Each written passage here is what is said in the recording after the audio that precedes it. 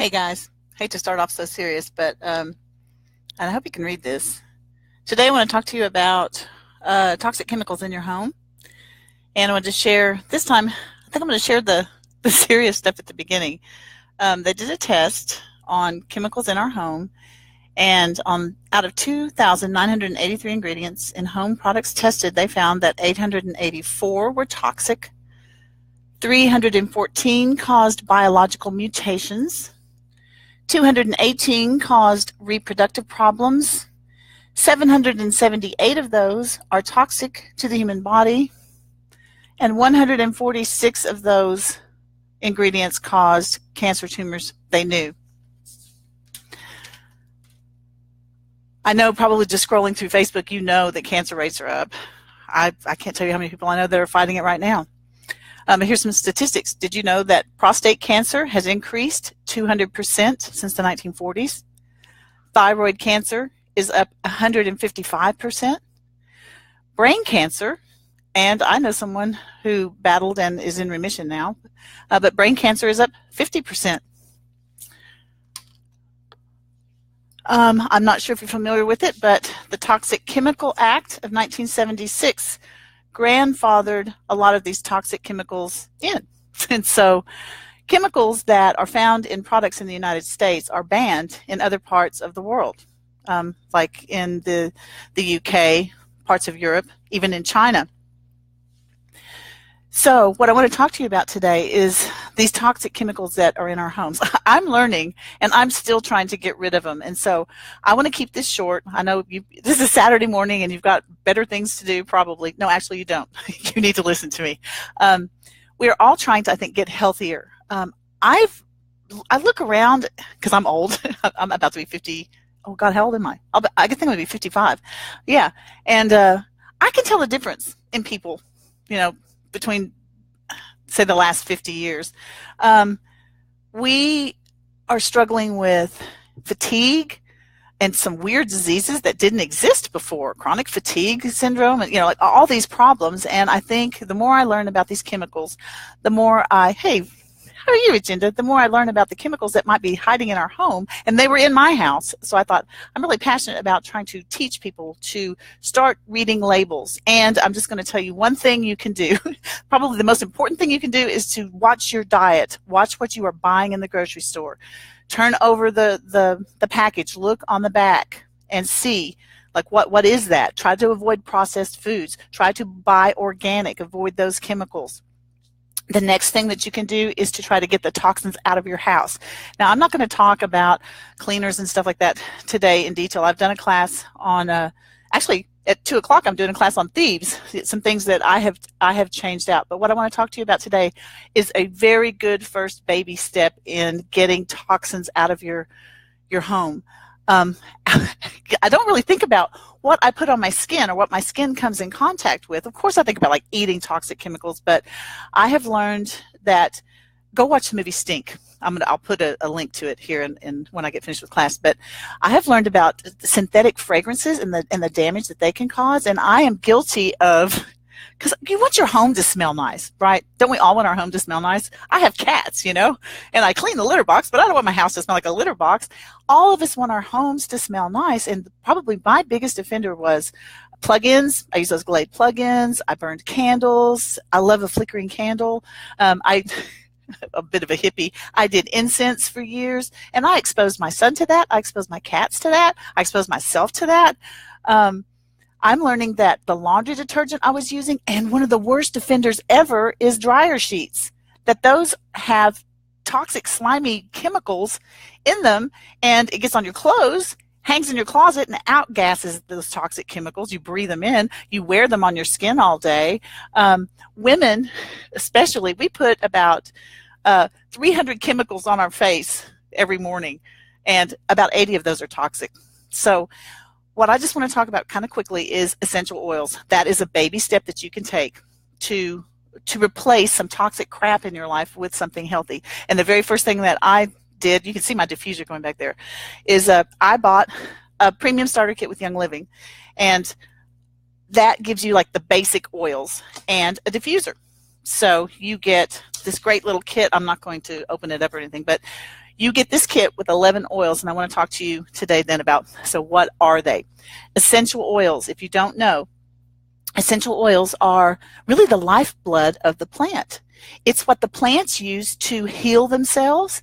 I'm kind of a plant nerd, actually. Did you know there's a lima bean in South America that emits a chemical to attract a wasp that will kill the bugs that's eating it? I mean, plants are brilliant. And I think that God put plants and people here in a symbiotic relationship for a reason. I think that these plants are, I think there's a revolution going on. I think that we're starting to come around to the idea of, like, we could like create in a lab some chemical that may have who knows what kind of effects, or we can use natural products. And that's what the essential oils are.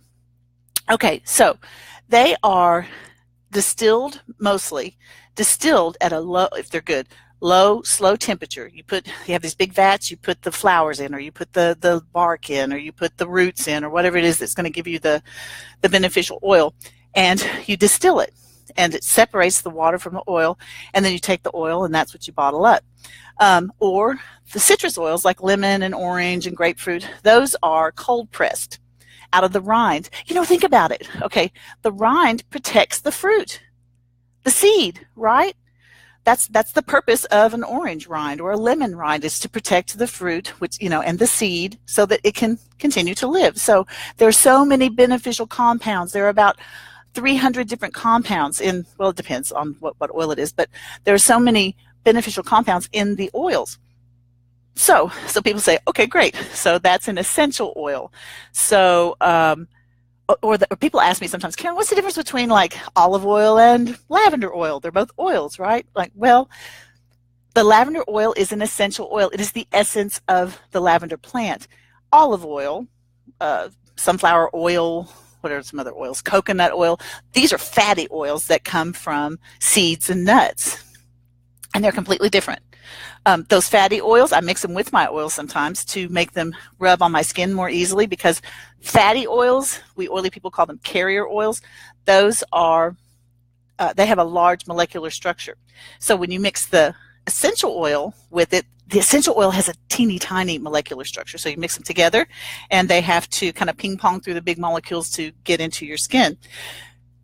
Okay, when I inhale an oil, it takes 3 seconds for it to hit my heart, my liver, and my thyroid. 3 seconds. That's how small the molecular structure is, and it goes in so fast. So people ask me sometimes, well, how do I use them? It's like, well, I've heard of them, but I don't know what to do with them. Or I've had men say, like, oh, yeah, that smells good, but it don't work. Well, a lot of the oils that you buy don't work because they're not good oils. So let me tell you, well, let's start there. First of all, that there are 4 different grades of oils.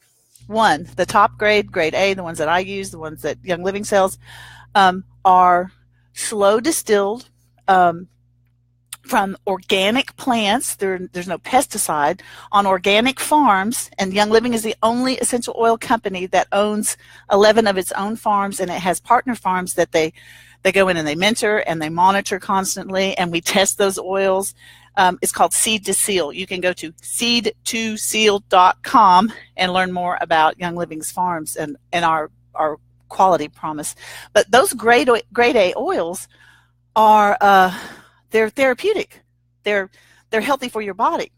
Okay, and you can't find those very often. Okay, so that's grade A. Grade B is food grade. And, I eat essential oils all the time. I usually stick something on my mouth. I'm not going to do that right now because my mouth is, but, actually, I probably could use a little bit of peppermint. But yeah, people say, like, oh, don't eat the essential oils. And most essential oils, you can't. But, you eat essential oils all the time. Food flavoring a lot of times is an oil. Not therapeutic grade, but food grade. Let me tell you just a little bit about distillation. When we distill, okay, I'm kind of a nerd. I've been to the farm in Mona, Utah, and I was looking and eyeballing the caps because I'd read about this. Gary Young, who is the founder of Young Living, discovered that if the oil could rise up a little more, it would make it go back down, and anyway, the process would yield a higher quality oil. And so Young Living's distillery vats have cone-shaped lids. And now I was in Scotland last year, and we got to tour the Glenlivet distillery. So my oily eyes, I was looking like, And most distilleries have these dome-shaped. And the reason I'm going into this is because I'm trying to emphasize how when you purchase oils, because I'm talking about supporting your health, you need to get the best quality you can. So Young Living discovered that, they get some better oil. So not dome-shaped, but cone-shaped.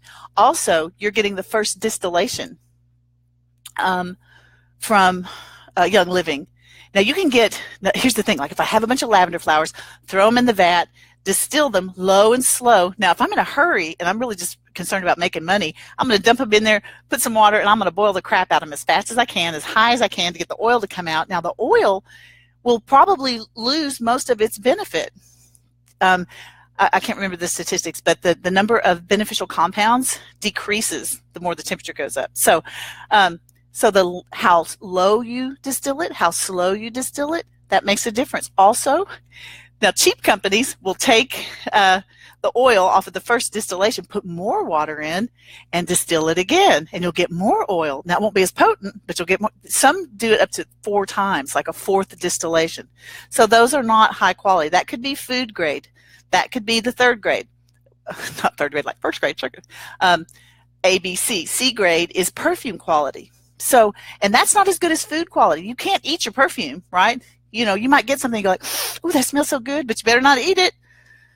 It's not as good a quality. And the food grade, you can eat it, but it still may have pesticides. It may still have, it may have synthetic. Now we keep trying to recreate these oils. Trust me, I get it. Whenever we run out of one of my favorite oils, I'm like, because this company is growing like crazy, and we're trying to. You can't just go and get a farm anywhere. You have to make sure that it's clean and all of that, and it takes time to grow things. So I get that we want to do synthetic oils, but they're not as good. So you get grade B, it may be synthetic, it may have pesticides in it. Now grade C, perfume oils, do not use those. Those probably have hexane in them. Okay, back to my distilling story. If I have done maybe 2, 3, maybe even 4 distillations, and I've gotten some poorer quality, but it still smells good, oil out, I can put a chemical called hexane, a solvent, in with the plant material, and it will that solvent will pull more oil out of the plants, but your oil is going to have hexane in it. So that is grade C. Now probably when you go to Walmart and you see those bottles of oil, and I hope not in the health food store, maybe I'm hoping the health food store might at least be grade B, but if you look at the Walmart, the cheaper essential oils, it says do not even put it on your body. And you sure as hell don't drink it. It's that bad. Okay, so that's the 3rd, that's grade C. Grade D is it's not even really even oil, it's floral water. Remember I told you that the oil separates from the water? Well, that water smells really good.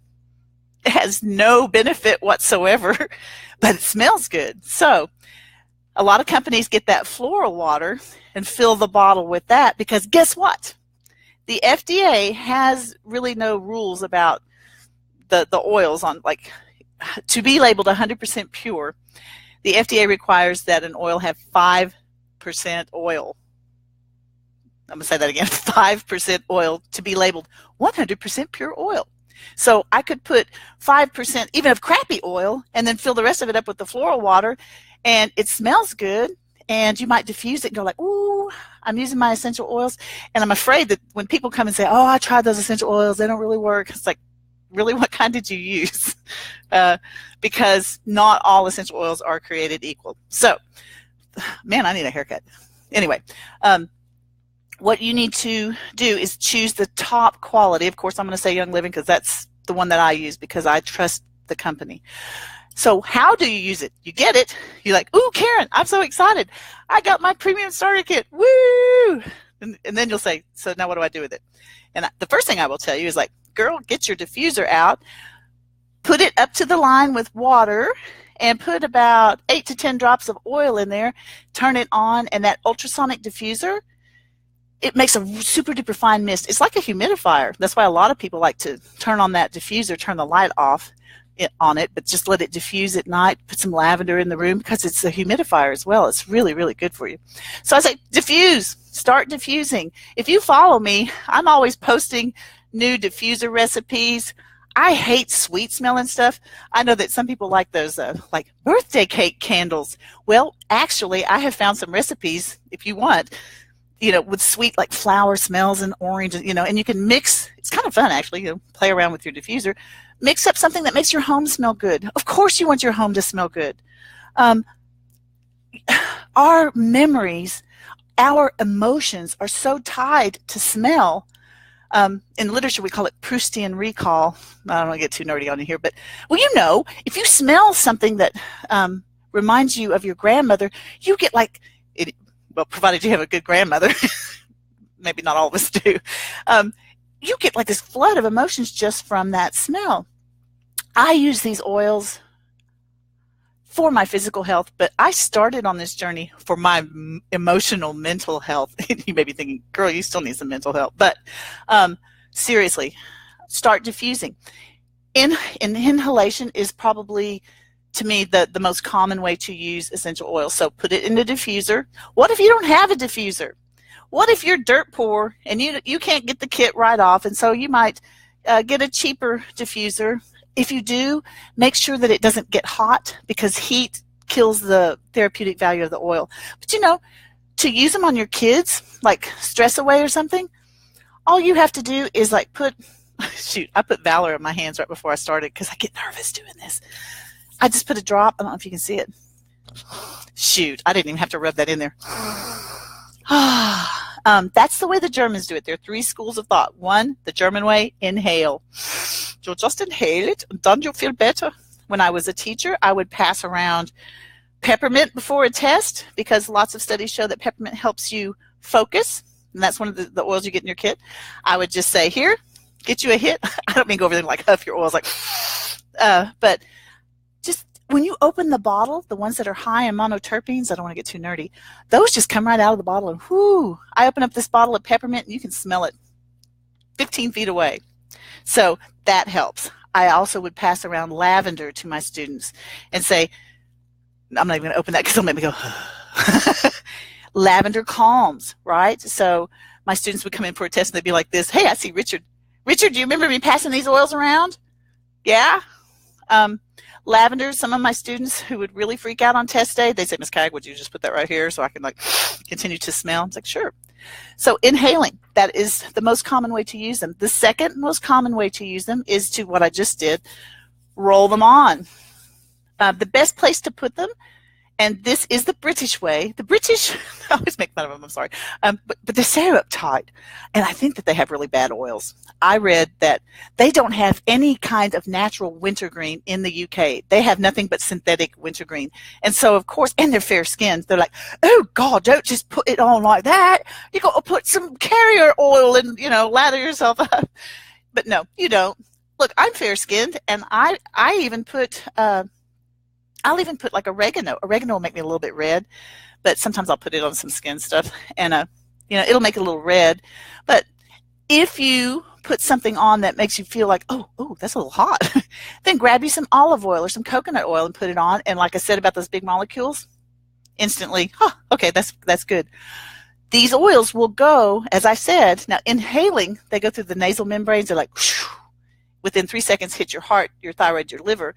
But when you put them on topically, within 26 minutes, they are in every cell in your body. Oh, here's something freaky.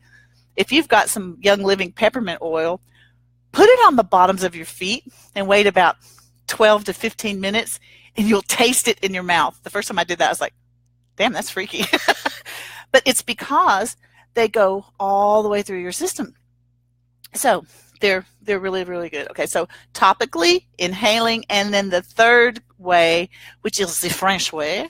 The French are a little different, as you know, if you have ever met them. They like to eat them. We like to eat them. They like to cook with them. They and they will ingest them.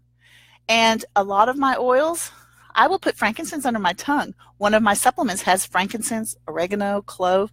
I put it in a capsule and I swallow it. Generally, though, I will put them like on the bottoms of my feet. Did I say why? The pores on the bottoms of your feet are a little bigger, and it will go in faster. So you know about the 4 grades. You know the 3 ways to use them. I've already mentioned a couple of the oils that we have in our kit. Peppermint and lavender. Lavender we call the Swiss Army knife of oils because it is good for so many things. You know, everybody knows it calms you. It's really good for skin support. Peppermint is good for digestion. It's good for focus, which I need, which is actually why I stuck some on my tongue. Those 2 oils are probably the ones I use the most, and they're both good for diffusing. Peppermint, you know, is good when your kids come home and they need to work on their homework. They're kind of, you know, brain dead. You know, put some peppermint in there. Mix it up, maybe some peppermint and some lemon. Play around with it. Oh, for in the spring and the fall, for like seasonal respiratory support, I like to do equal parts lavender, lemon, and peppermint. It's fantastic. Lots of my moms use lavender. They put. I have so many oily families in my team that it's just their nightly ritual. Rachel Powell's little boy, Liam, he's so cute. When he was like 2, he would come with the bottle and he'd say, some. I mean, it becomes part of your lifestyle. Instead of popping a pill or something, you go to where you just diffuse something. The other one that I use a lot is purification. You get this one. Purification oil is great for, it has lemongrass in it. You can like put some on your body before you go outside so that, you know, how do I say that compliantly? To enjoy an outdoor experience. Purification it takes smells out. My story for purification is when my son, an Eagle Scout, went to Philmont, New Mexico on his 10-day backpacking adventure in the wilderness. He came back with a backpack of the most horrible smelling clothes you have ever smelled. And I couldn't get the smell out. I use Thieves, generally, in my laundry, but it was like, oh my God, it still stinks. So I put 1 drop of purification in that load and it took the smell out. It's the only thing I know that takes the smell of smoke out of stuff. When my dad died, his box of papers, I opened it up, you know, his important papers, you know, his will and stuff, and I was like, oh, bleh. And I put 1 drop on a cotton ball and dropped it in the box and shut the lid overnight, and it was gone. It's amazing. So, yeah, purification. Thieves, I just mentioned. I'm doing an entire class on Thieves at 2 o'clock on here, and 1 more class tomorrow. Then I promise I'm going to cut back on these a little bit. But Thieves is fantastic. Thieves, there's an entire line of Thieves because it's so popular. It's a cinnamon, clove, rosemary, lemon, and eucalyptus. It's really good for immune support and cleaning. It's great. That's all I'll say about that. Digize, I'm not going to open because I hate the way it smells, but it works. It works like crazy. It has ginger. It's really good for your digestion. So because I hate the way it smells. Now, my friend, she puts a drop or 2 in a cup of water and drinks it. And I'm like, I guess if I held my nose, I could. But I rub it on my tummy. It's really, really good. Digize, that comes in the kit. I've sold kits because people, they use this pan away.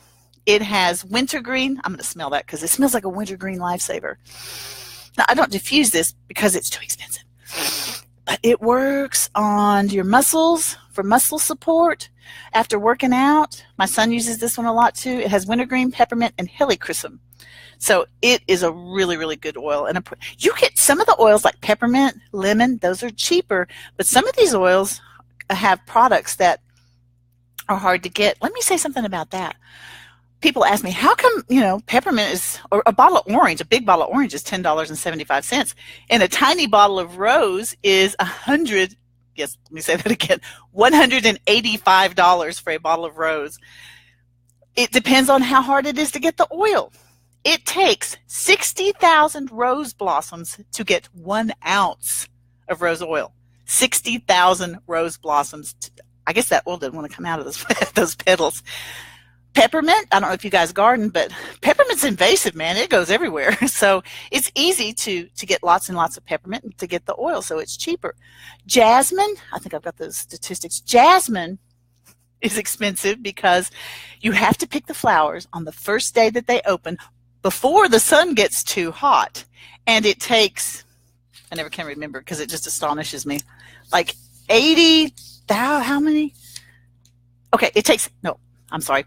Good thing I looked. 8 million hand-picked. So you can't just send a machine in there to pick the flowers. Hand-picked flowers. 8 million to get 2.2 pounds of oil. Lavender, you only need 220 pounds to get 7 pounds of oil. So, frankincense and sandalwood and myrrh, those are tree resins. And those trees, you don't want to kill the tree. So when you get the oil, you cut it. And the tree has to be at least 30 years old, at least 30 feet tall. The sandalwood tree has to be at least 30 feet tall. I don't think frankincense and myrrh grow that tall, but they have to be older trees. And you can only take a little of the resin. So some of these oils that you get in the starter kit, if you go back to replace them, you go, whoo, I retail this little bottle for $50. And let me tell you, it works, and people buy it. But it comes in the kit. So does frankincense, the one I just mentioned. Frankincense, the history of essential oils, it goes all the way back to the Egyptians. The Romans used them, the Greeks used them, the Chinese used them. They used them in the Middle Ages. Hey, the Egyptians have the oldest deodorant recipe. It uses essential oils. Essential oils are mentioned 1,100 times, more than 1,100 times in the Bible. They brought frankincense and myrrh to baby Jesus. And the more I learn about them, I'm like, I know why. I know why. Go do some research on what we are finding out about frankincense now. They used them in the Middle Ages too. During the Crusades, they brought back a lot of these oils. And I don't know what happened. We just forgot. The Industrial Revolution, we thought, we know how to do this. But after World War II, we started rediscovering them. I mean, they've been used for thousands of years. But the research, it increases every year, and they are finding amazing uses for these oils. So to be compliant with the FDA, I'm not a doctor. I'm not going to say anything, but go do some research. Frankincense is amazing, and you get one of these in the kit. You also get lemon. Everybody loves lemon. I like to put it in my water. I like to diffuse it. Lemon is high in limonene, and you can research that. It's a really good liver detoxer. So lemon is really, really good. You get that in the kit. You also get, now I have a big bottle of this. You can only get a small bottle now. Because remember I was talking about how sometimes it's hard to get the ingredients when you're trying to go all organic, and people go, ooh, I love that. And they buy it all up. And it's like, well, guess we're going to be out of that for a little while. So this RC, it has 4 different kinds of eucalyptus. RC stands for respiratory comfort. And it works. I diffuse this a lot. It just smells good too. It smells clean, and it's good for you. It's really good, to help support your respiratory system. You get a small bottle of that. I'm going to hang on to this big bottle. And the last one I want to talk about, I bet you have never ever, nope, that's not the last one. Let me talk about Stress Away. Oh, actually I can talk about these together. Stress Away, the one that I picked up earlier, I was like, oh, this is the only one I carry in my purse all the time. Because I have a lot of stress. And this, man, and I carry all my tension up here too. And I talk with my hands a lot. But Stress Away, I put it on the back of my neck and my shoulders, and it's just like, okay, all good now. And the oil that makes this work the best, I think, is the other oil that you get. Copaiba, you probably have never ever heard of. Copaiba. I just like to say that. Copaiba. To me, Copaiba is like the frankincense of South America. It's also a tree resin, and it has amazing benefits. It has no smell though. I never diffuse this. Sometimes I'll take it in a capsule, or I'll just put it in some warm water. But it's also known as an enhancer oil. Like if I put Stress Away on the back of my neck, and I really want to kind of drive it in and make it go fast, or like with the Pan Away on my muscles, I'll put a little Copaiba on top of it. And it even intensifies the effect of the other oils. Plants are amazing. Go read The Secret Life of Plants if you haven't read that. Plants are amazing. So they kind of work together. They're friends. So anyway, Stress Away has Copaiba and lime. That's what makes this smells like a tropical drink or something. It smells so good. It has lime and cedarwood, which is really grounding, and a great oil. It's one of the Bible oils, cedarwood. Go look in your Bible. And what else? Oh, and some vanilla. So it smells really good. You get all 11 of those oils in your premium starter kit and a diffuser. How long have I been talking? Oh, good Lord. Okay, 30 minutes. I'm going to wrap this up. And I'm going to leave you with, I started with the stuff about cancer because this really concerns me. And I'm a mom, and I'm a cat mom, and I think what I'm really passionate about is, like, the more I learn, I want to share that information with people. I love my oils. I've been using them for 5 years, and I started on this oily journey, as I mentioned a few minutes ago, more on an emotional level. My dad had died, and it was about a year after my dad had died, and I was a wreck. Let's just say it was tough, and there were some unresolved issues. Wait, where's my stairs away? No, something happy. Lemon. I get emotional because they helped me so much. I swear to God, they saved my life. Oh, okay. There you go. Yeah, I'm happy. They helped me. Your mind, body, spirit, those three things are connected. And it's hard to just say, oh, I've got this problem, I need to treat it. It's all connected. And I'm not sure how. I mean, I've lost weight. That's physical. I feel better. I have more energy. I've gotten off of sodas, lots of changes I've made in the last 5 years, but it started with these stupid oils. So I think that's why I'm so passionate about, and the more I learn, get rid of the chemicals. I'm walking testimony that this stuff works.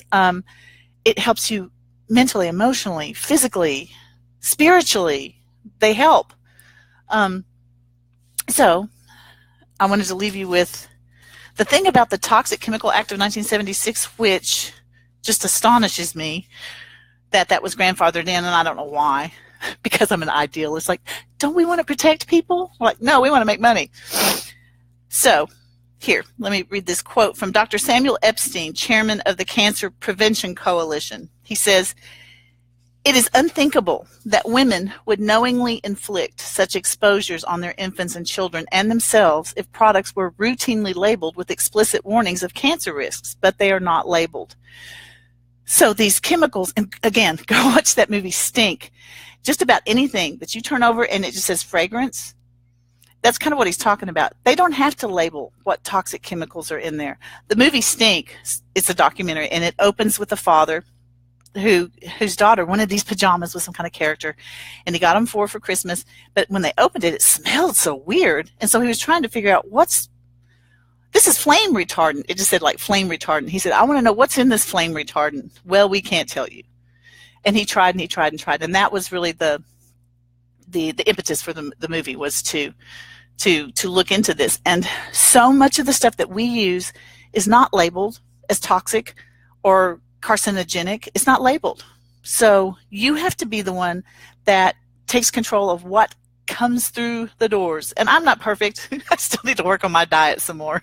I get tired. I'm like, let's just go to Sonic. I'm tired. But diet, the chemicals in your house, and just start with these. And I hope that you will join with me. Oh, I always forget to do a plug. Here's my business plug. My name is Karen Cagg. Please share this. Share this with people. And my name is Karen Cagg. My website is aromacats.net. I'll put a link. And you can just, hey, Janet. That's my aunt. Her daughter sells oils too. We are an oily family. But I want to help you on this journey. I will lock arms with you, and I will be with you every step of the way. And when I learn something new, I will share it with you. We can swap recipes. I will tell you the things that I can't say, like on Facebook Live or in a class. If you call and say, Karen, I have a, and I was wondering, and I'll say, you know what? Why don't you try this oil? So I will help you. Okay, I guess that's it. Seriously, thanks for listening to me today. And hey, come back at 2 o'clock and I will tell you about thieves and why I use that. And that'll be a much shorter class, I promise. I can do it 15, 20 minutes. Okay, love you guys. Have a great Saturday. Bye-bye.